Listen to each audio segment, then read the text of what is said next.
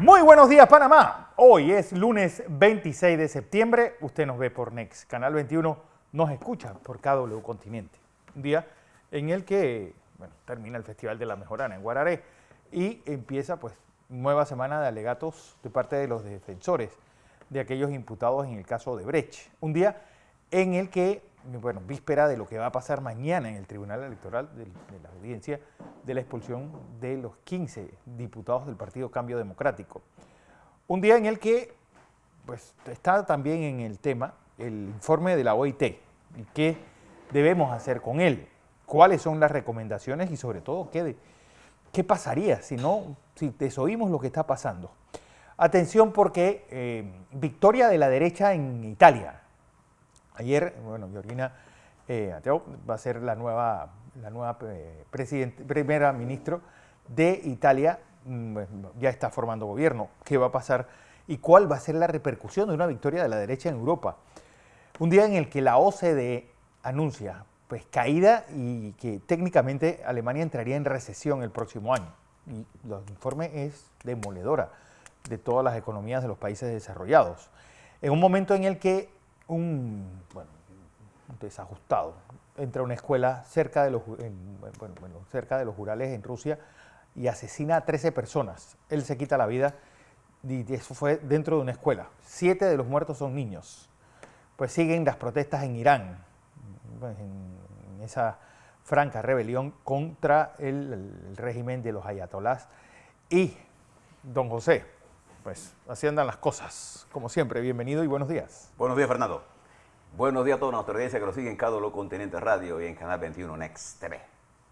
Lunes. Fernando, inicia la última semana de lunes a viernes. El viernes es 30 de septiembre, termina el noveno mes para entrar al décimo. El último trimestre. Arrancaría el día sábado.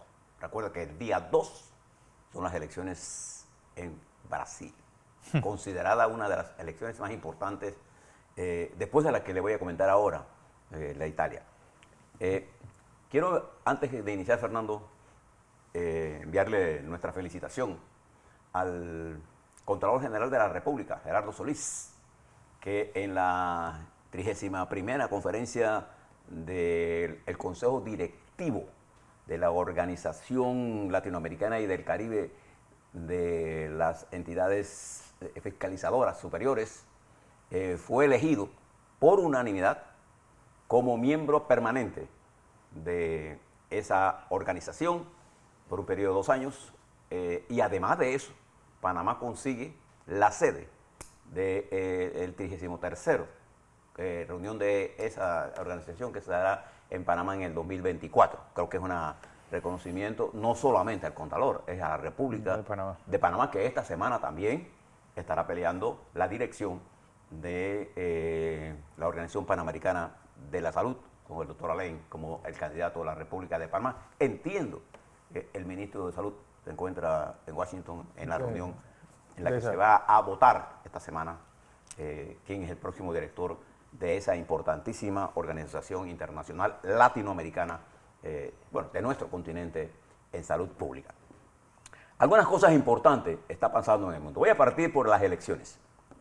Ayer se dieron los resultados, se dieron las elecciones y tenemos los resultados no finales, pero que dan claramente una victoria contundente a Giorgina Meloni. Ella, que dirige la organización de los hermanos de Italia, Fratelli d'Italia,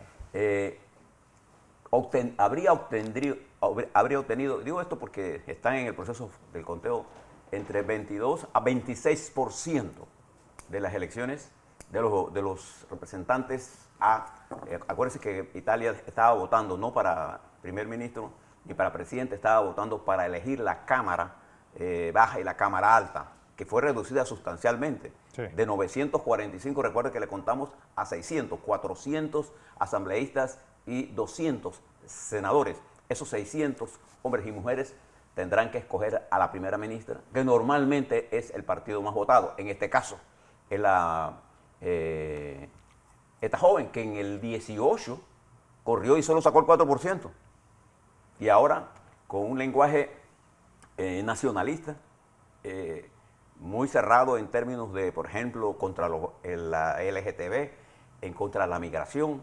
Italia, más preocupada por sus problemas internos, ganó ella y la coalición de derecha, que encabeza también su amigo Berlusconi y Salvini, obtendrían Berlusconi con el 6% y probablemente Salvini con un 12-13%. Ella sería, sin duda alguna, la candidata más votada.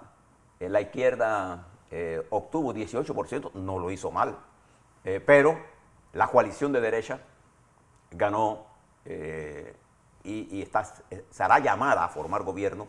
Y esta formación de gobierno tomará por lo menos 3-4 semanas, que es lo que normalmente toma, no solamente formar el gobierno, sino presentar los planes. Ayer ella habló y dijo que el destino de Italia está ligado a la Unión Europea. Pero además de eso, Fernando, ayer el viernes, Draghi, que será ministro hasta que ella asuma el poder, bueno, termina, no hay duda de que va a hacerlo, pero sí, asumamos Mario que lo haga, consiguió 20.000 millones de dólares. Esa palabra, esa cifra que le estoy dando es así, 20.000 millones de dólares. De euros. De euros para soportar la economía italiana. Eso le está indicando usted los niveles de interacción que la Unión Europea tiene para Italia es fundamental.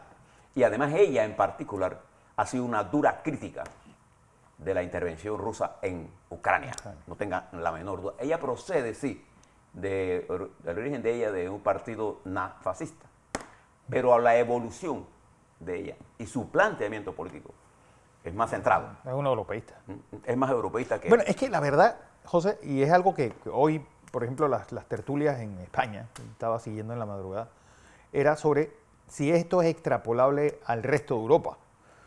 Y la pregunta es, ya la gente se está hartando de que toda la política social de Europa esté girando en torno a los derechos, por ejemplo, de la comunidad LGBT y que un inmigrante tenga más derechos que una persona que vive honradamente y tranquilamente en su casa.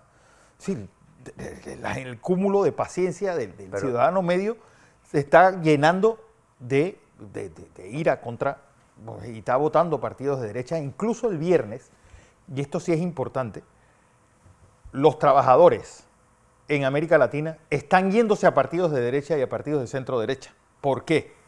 Esa es otra de las preguntas que hay que hacerse.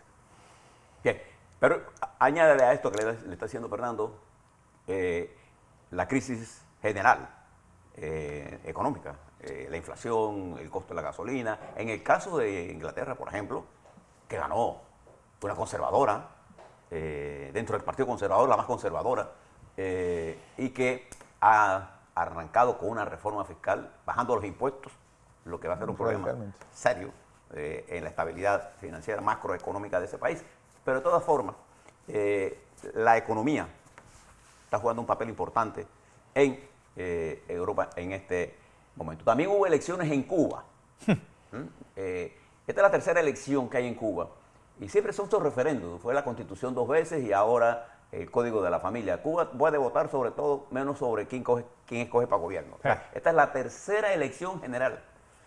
No tenemos los resultados porque se demoró por la lluvia, etcétera, pero sí tenemos algunas aproximaciones. Según la oficina, la Comisión Electoral Cubana, habría votado el 68,91% de 8,4 millones de votantes, lo que se llegaría a casi prácticamente 5.8 millones de personas había votado. Tendremos los resultados y mañana le hablaremos sobre eso y qué es lo que este Código de la Familia le ofrece a un pueblo que no tiene libertad. Sí. Y me llama la atención esto, porque fíjese que lo que le voy a traer. Usted habla de Venezuela, por ejemplo, Fernando. Mire los números que le voy a dar. No le voy a hablar qué dice la oposición, ¿ah? ¿Qué dice el gobierno de Maduro? El gobierno de Maduro, a través de Tarek Al-Assini, que es el actual director de la empresa PDVSA, vicepresidente, acusa al exdirector de esa empresa, bajo el régimen de Chávez, Rafael Ramírez, de robarse nada más y nada menos que 4.500 millones de dólares. No está acusando, fíjese lo que estoy diciendo. No es a un demócrata cristiano, a un socialdemócrata, no. Ni a un copellano, ni a un miembro del gobierno de Chávez. Ramírez, en descargo, dice que quien ha robado ha sido la esposa de Maduro, un hijo y unos sobrinos que se han robado 1.200 millones de PDVSA. Eso como un pequeño esquema de la cantidad de atrocidades. La corrupción se ha convertido en uno de los temas fundamentales. Pero únale a eso el informe de Naciones Unidas sobre los derechos humanos, en la cual queda plasmado en un documento la cantidad de intervenciones que el SEBIN, el organismo de inteligencia, y la inteligencia del ejército ha realizado contra la oposición venezolana. A la larga son los cubanos detrás. Únale a eso la crisis general de derechos humanos, la migración, está saliendo cerca de 27.000 personas por día. Únale a eso los problemas del deterioro social en materia educativa, en materia de salud pública, en materia de carreteras, de infraestructura, de electricidad y de los servicios públicos. Esa crisis múltiple que está enfrentando Venezuela, es lo que le llevó al presidente Boris, al presidente Gabriel Boric de Chile, decir, lo que a mí me molesta de la izquierda es que estén criticando los derechos humanos de Yemen, de otros lados, y no critican los derechos humanos de Venezuela, ni de Cuba, ni de Nicaragua. Bien, dice esto, se lo pongo ahí. Ahora hablemos un poco sobre otras elecciones. Esta semana, el domingo, serán las elecciones en Brasil. Y de acuerdo a la última encuesta de Datafolha, siempre recuerde, cuando alguien le da números, trate de buscar si le está diciendo las encuestas, porque siempre hay gente que dice, las encuestas dicen, no, las encuestas no dicen nada. Datafolha, que es una de las empresas que no es de ninguno de los dos candidatos que van peleando, establece que Lula habría subido 2 puntos para situarse en 48, 46, 48, y Bolsonaro se mantendría en 33, lo que significaría que está a un paso Lula este domingo de obtener la victoria en la primera vuelta. En la primera vuelta. Y si no la obtiene, las encuestas todas le dan la presidencia a Lula el 30 de octubre si hay segunda vuelta. Todo va a saber lo que va ocurriendo. Estas son las cifras últimas que tenemos de esta semana. Este domingo son las elecciones en ese país. Pero hay una cosa que está preocupando al mundo, lo que está sucediendo en Rusia y la invasión salvaje que están haciendo sobre Ucrania. Observa lo siguiente. El subsecretario de Defensa de Rusia, Dmitry Bulgakov, el general a cargo del abastecimiento y logística en la guerra de Ucrania, fue destituido. ¿Qué le indica eso, Fernando? Bueno. El mal trabajo que ha hecho, y en su reemplazo se nombró al teniente general Mikhail Mixexi. ¿Quién es este caballero? Este caballero conocido como el carnicero de Mariupol. ¿Se acuerda aquel en el sur? Bastión que el bastión que sitiado. bombardeó, mató gente, mató niños, bombardeó escuelas. ¿Se recuerdan aquellas imágenes que vimos? Bueno, este es el encargado de logística. Y una de las grandes cosas que está presentando Rusia ahora mismo es que Putin ordenó 300.000 el reclutamiento de 300.000 personas. En este momento, huyendo de Rusia, las cifras que da la inteligencia rusa es que más de 260.000 hombres en edad de ser llamados han salido huyendo del país. El equivalente a lo que él quería reclutar. Y hay lugares donde están reclutando a niños. Y cuando la autoridad local dijo, no, estos niños no pueden, comenzaron a corregir. Y hay un decreto ahora que están preparándose, haciendo más duro. 10 años si usted no va a morir a Ucrania. Entonces la gente prefiere salir huyendo. Pleno invierno. Huyendo. Acuérdense que lo que estamos hablando aquí está cayendo aguacero. Allá es un frío infernal. El general de invierno entra ahora.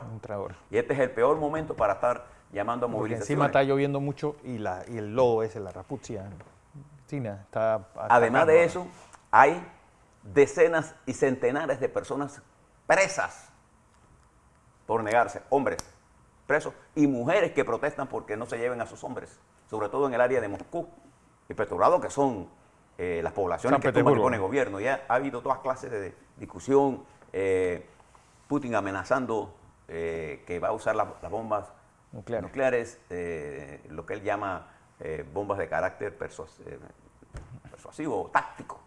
Bueno, ayer recibió un programa de televisión norteamericano a través del secretario, del asesor de seguridad máximo del presidente de los Estados Unidos, que cualquier acción militar que incluya bombas atómicas o energía nuclear tendrá una respuesta categórica de los Estados Unidos.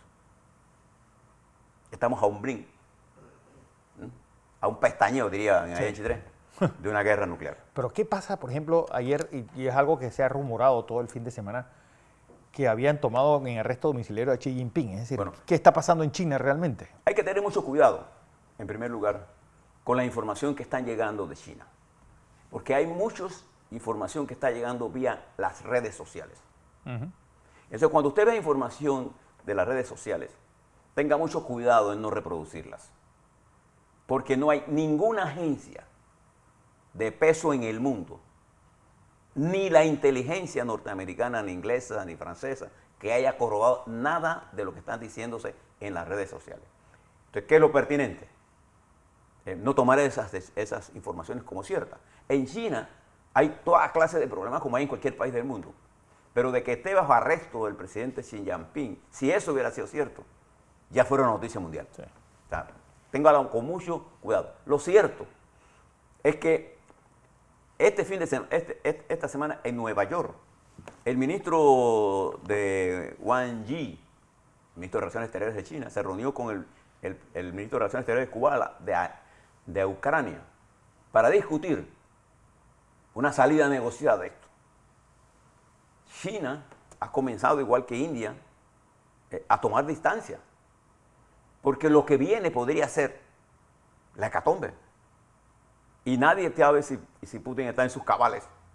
Todas las decisiones que está tomando Rusia indican que va a profundizar la toma. Y fíjense que los referendos que se están haciendo en los territorios ocupados por Rusia, en parte, es porque Rusia quiere darle estatus de territorio de Rusia a una cosa que no le pertenece. Observen lo que están haciendo. Pero en Crimea, ¿se acuerdan? Él en el 2014 ocupó ese territorio y hace un par de meses drones y aviones especializados ucranianos bombardearon Crimea. Y no pasó nada. Destruyeron todas unas bases militares. Recuerda que le dimos la información aquí. ¿Qué le quiero decir con todo esto? La guerra se le está saliendo de manos a Putin y está creando problemas internos. El rublo se derrumbó. La gente sale masivamente. Están habiendo detenciones. Podría ser el principio del fin, no solo para Putin, sino para la humanidad. Hay un problema muy grave en desarrollo en esto. Y termino aquí en dos cosas. Irán y Ecuador. Usted dice, bueno, ¿qué tiene que ver Irán con Ecuador? ¿Recuerda los dos casos de la mujer de origen kurdistano que fue asesinada en Irán y que ha provocado manifestaciones en todo, más de 132 ciudades de Irán, bajo manifestaciones permanentes y retos de las mujeres, acompañadas de hombres? Hay una imagen de un hombre que fue a bofetear a una mujer en un parque y la gente le cayó encima al tipo. Hay mujeres que sacan los pelos y se lo queman. Y están retando a las autoridades religiosas y retando a la llamada policía moral.